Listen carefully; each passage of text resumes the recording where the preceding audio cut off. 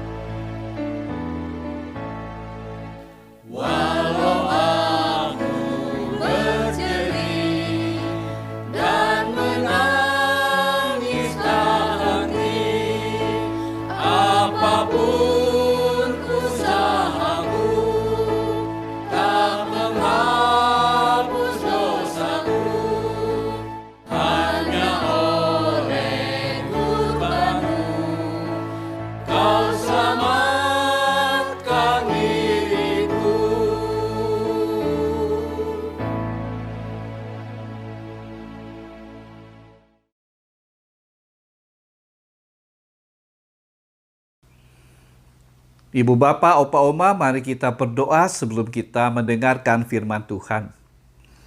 Tuhan Allah Bapa dalam surga, kami bersyukur bahwa kami diberikan kesempatan untuk menerima firman Tuhan.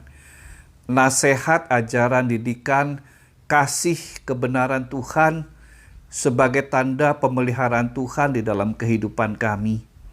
Dan biarlah kami boleh mengerti apa yang Tuhan sabdakan, tetapi juga menimbulkan sukacita untuk kami kerjakan, untuk kami perbuat dalam kehidupan kami. Tuhan, inilah kami siap untuk menerima dan mendengarkan firman-Mu. Dalam nama Yesus Kristus, firman yang hidup, kami berdoa. Amin. Firman Tuhan dibacakan dari Injil Lukas pasal 6 ayat 31. Demikian. Dan sebagaimana kamu kehendaki supaya orang perbuat kepadamu, perbuat jugalah demikian kepada mereka. Tema dari renungan hari ini adalah beradu kalah, ngalah menang. Opa, Oma, Ibu, Bapak yang dikasihi Tuhan, seorang ibu berkeluh dan saya mendengar keluhannya demikian. Terlalu nih si Oma, apa nggak tahu kalau hari ini saya sibuk sekali. Banyak kerjaan. Mana minta jemput lagi mau nengok ke rumah, mau main sama cucu. Dasar egois. Tidak ada orang yang suka disebut egois. Tetapi dalam konteks percakapan di atas, siapa yang sebenarnya egois? Apakah si Oma atau si ibu ini yang berkeluh itu? Nah, Opa Oma, Bapak Ibu Saudara, beberapa hari ini saya belajar tentang arti kata ego. Belajar dari pengaruh ego dalam kehidupan kita. Saya juga melihat beberapa cuplikan pertandingan sepak bola di mana seorang pemain sudah berada di depan gawang musuh, tetapi ia gagal membuat gol. Kawannya yang berdiri kira-kira 2 meter di sebelah kanannya mengangkat bahunya seakan-akan mensyaratkan, "Hei, saya di sini.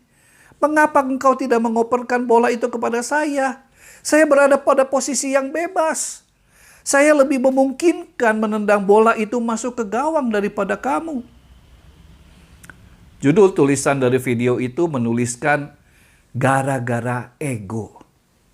Seketika saya sadar bahwa ada kesalahpahaman dalam membedakan arti kata ego dengan egois dan egoisme. Dari kata ego bisa muncul 3 pengertian seperti di atas. Yang pertama, kata ego. Ego yaitu persepsi seseorang tentang harga dirinya dan seterusnya yang mempengaruhi keyakinan dirinya. Lalu kata yang kedua, egois. Orang egois adalah orang yang suka mengutamakan atau menonjolkan diri serta bermegah-megah. Yang ketiga, kata egoisme, yaitu sikap, sifat, kelakuan yang mementingkan diri sendiri atau menganggap diri sendiri lebih penting daripada orang lain. Di satu sisi, pertumbuhan dan perkembangan kedirian kita selalu dipengaruhi dengan upaya mengembangkan ego, keyakinan diri. Bukankah dari muda sampai lansia, kita selalu belajar memiliki kemampuan, berusaha belajar mampu melakukan sesuatu, mampu membentuk kepercayaan diri kita. Tetapi di sisi lain, upaya mengutamakan diri sendiri ketika sesama membutuhkan perhatian, bantuan, dan kasih dari kita, maka kita jauh pada egoisme yang bertentangan dengan hukum kasih. Kasih yang bahkan secara radikal Yesus ajarkan adalah kita harus mengasihi orang-orang yang berseberangan, yang berkonflik dan yang menjadi lawan kita. Matius 5 ayat 44 mengatakan, "Kasihilah musuhmu dan berdoalah bagi mereka yang menganiaya kamu." Kadang kita lupa. Dan bukan soal karena kita sudah lansia atau bukan, tetapi sengaja melupakan bahwa kita itu tidaklah aku seorang diri, tetapi aku bersama-sama dengan aku yang lain. Aku bersama dia. Aku bersama dengan mereka. Kita dan kalian. Semua aku berada bersama dalam relasi, dalam keterhubungan, keterkaitan satu dengan yang lainnya. Kita ingin bahagia, kita ingin aman, kita ingin hidup dalam damai. Semua orang menginginkan itu. Mengapa sikap egois dan egoisme ada? Jujur, karena kita semua adalah orang-orang yang rapuh, punya banyak kelemahan dan keterbatasan. Tetapi di sisi lain dan karena itu, kita berjuang untuk mendapatkan dan mempertahankan pelestarian diri kita. Kita takut gagal, kita takut miskin, kita takut dikucilkan.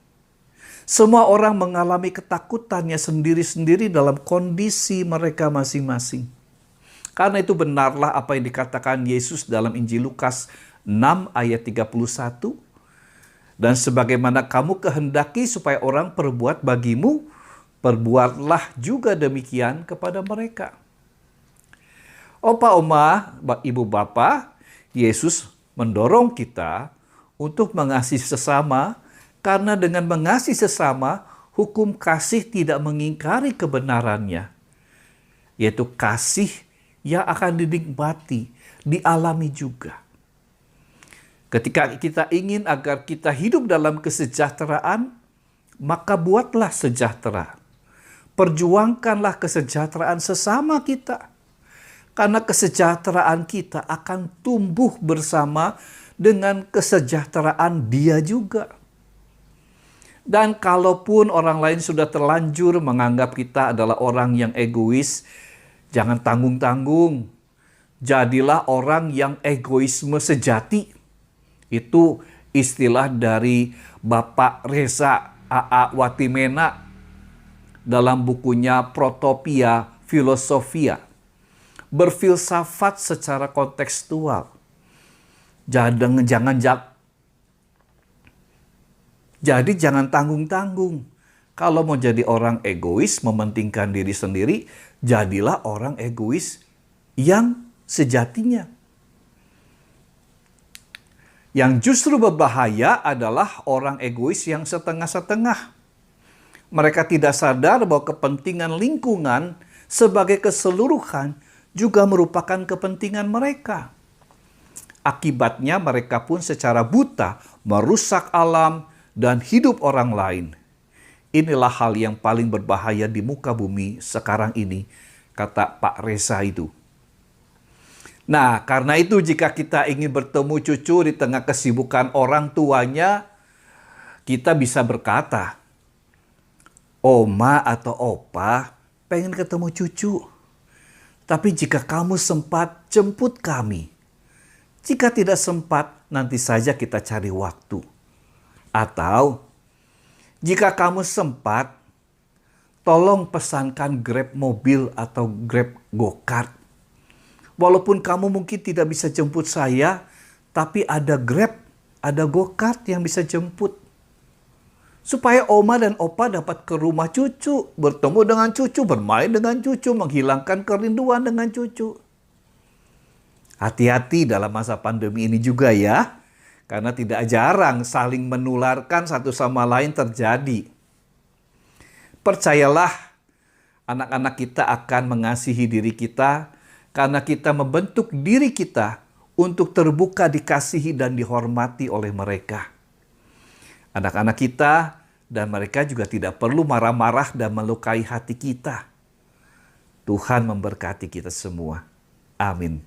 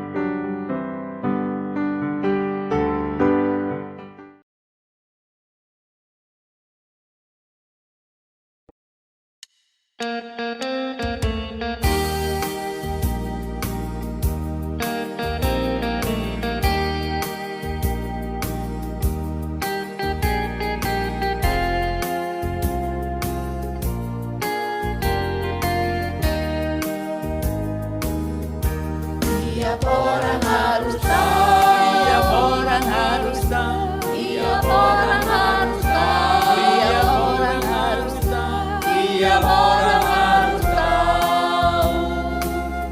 Siapa Yesus? Siapa Yesus? Dia bagai bunga bakung.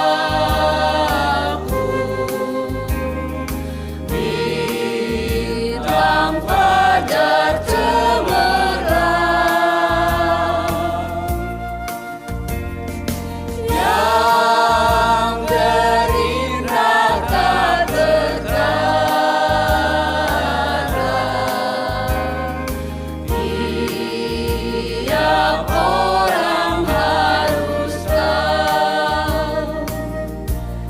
Tiap orang harus tahu. Tiap orang harus tahu. Tiap orang harus tahu. Tiap orang harus tahu. Tiap orang harus tahu. Tiap orang harus tahu.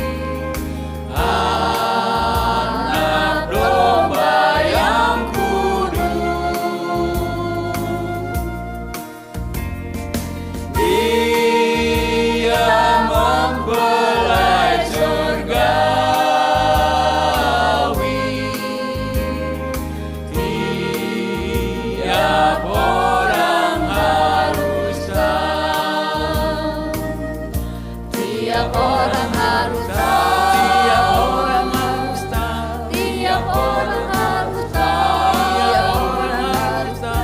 Tiap orang harus tahu siapa Yesus.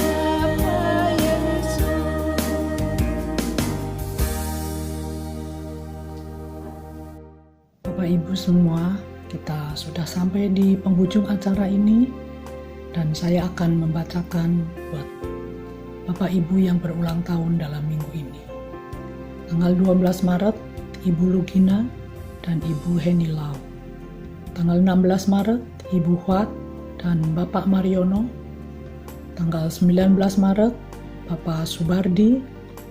Tanggal 20 Maret, Ibu Rina Chandra. Tanggal 21 Maret, Bapak Hawan Eliasar dan Ibu Ratnawati. Selamat ulang tahun, semoga sehat-sehat dan penuh sukacita. Tuhan Yesus selalu memberkati.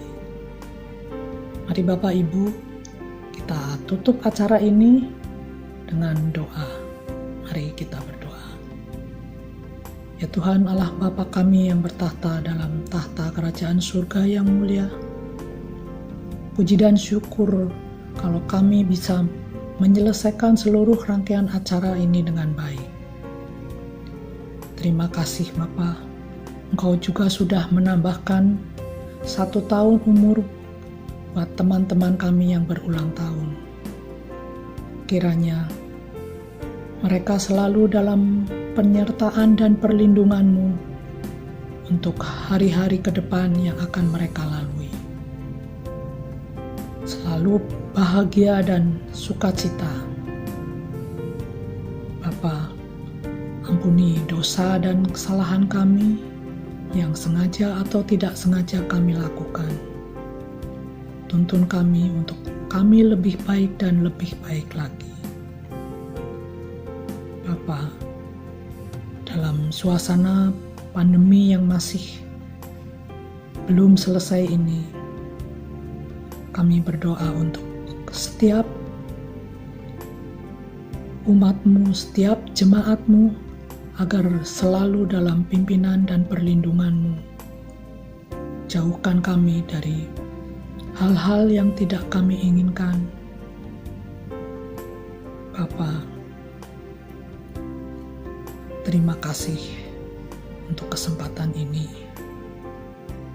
Dan kami panjatkan doa yang jauh dari sempurna ini. Hanya dalam tangan tuntunan-Mu kami serahkan keberadaan kami. Dalam nama Putra-Mu yang tunggal, Tuhan kami Yesus Kristus. Amin. Ibu Bapak, kita bertemu kembali nanti 2 minggu yang akan datang. Terima kasih.